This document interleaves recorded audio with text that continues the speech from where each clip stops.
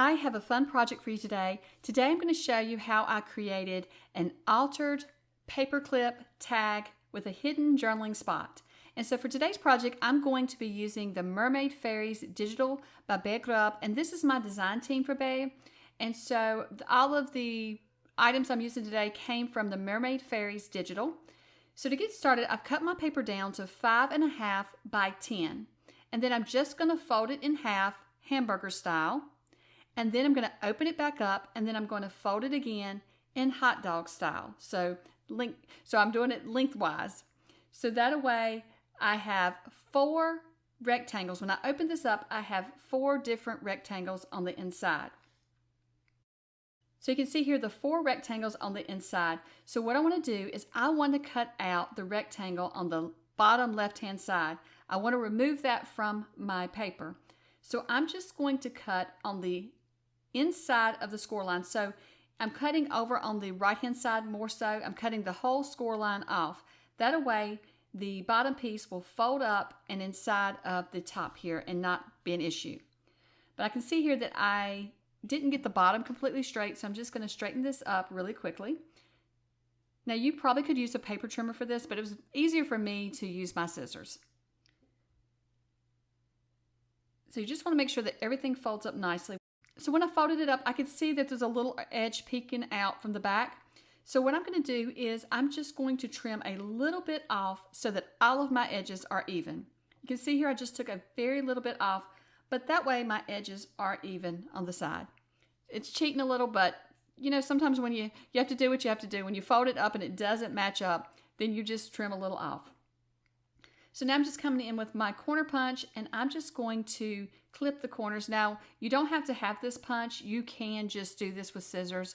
I used to do it all the time with scissors, but I have fun using a punch, and I find that this punch makes it go easier for me, especially for today's projects. If you do it with scissors, you want to fold it all up and cut both corners at the same time so that all of the corners match, so that everything lines up nicely when you get done. So once I have all of the corners trimmed, I'm going ahead and heating up my glue gun, and while that is heating up, I'm just going to ink with a lighter blue the edges on the inside.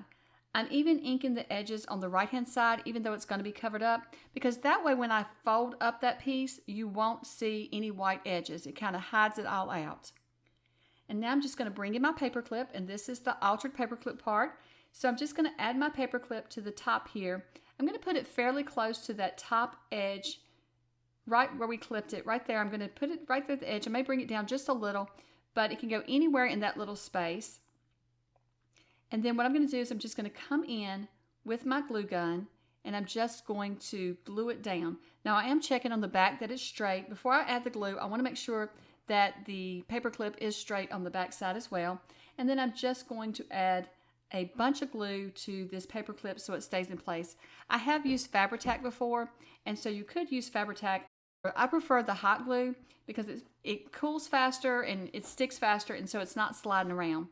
Now I am going to come back in now with my regular glue, and I'm just going to glue around all 4 sides of this piece. And I try to do it fairly quickly before the hot glue totally dries, because I can use the hot glue to hold, you know, the piece there shut where the paper clip is. And so then I'm just going to press that. Now while you're pressing it, be very careful because that hot glue can ooze out and you don't want to get burnt. So what I normally do is just try to bring in a pressing tool or something and press around it till that glue starts to cool some, and then I'll use my fingers to press it down. So you can see here, some of the glue is oozing out. I'll just clean that up. But the hot glue oozes out too if you're not careful, so you don't want to get burnt. So be sure to use a tool or something. And then it cools fairly quickly. And once it's cool, you can start pressing on it and make sure all of the edges are sealed really well. Now today's video is going to be a quick video, and I do apologize for the sound. I'm right in the middle of a move for my craft room. So I'm moving my craft room to one of the spare bedrooms that we have now. So since my son moved out, I have an extra room, and so I think this will be a better room for my crafting, but I haven't had a chance to get my mic set up correctly, so there's a little echo in this room. So I hope you'll overlook it. Come back later this week or next week and hang with me it will get better. The sound will go back to normal. I have gone ahead and cut a piece of paper that measures 2 inches by 5 inches, and then I just punched a little circle out of the edge there with my punch. Now if you don't have a punch, you could cut it out, or you could actually just leave it out if you wanted to. And I am going to clip the corner up here so that it matches my tag when I put it on there. And this is just a little pocket on the inside. And this was an afterthought because I was going to leave this side where I could add a photo or something, but my printer messed up. You can see there, that's not part of the digital. My printer messed up. I had the wrong setting. I can't remember what setting I need to do because I forgot to tell you also that I'm using 110-pound paper for this project. So for my printer, when you use a heavier paper, you have to change the setting, and I forgot to do that. So, and I've got to remember which setting it is that I need to set it on for the perfect prints. But I am using 110 pound. If your printer does not take the cardstock, then you could also just print it out on copy paper or 32-pound paper and then glue 2 sheets together, and that will give you a thicker card or a thicker piece of paper to work with.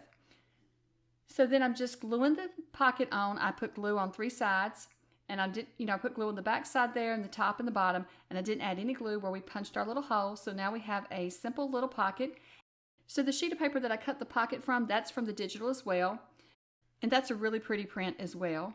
So we have our hidden journaling spot now. So now let's go ahead and decorate the front of the tag. And so this kit comes with a lot of images like turtles and fish and mermaids.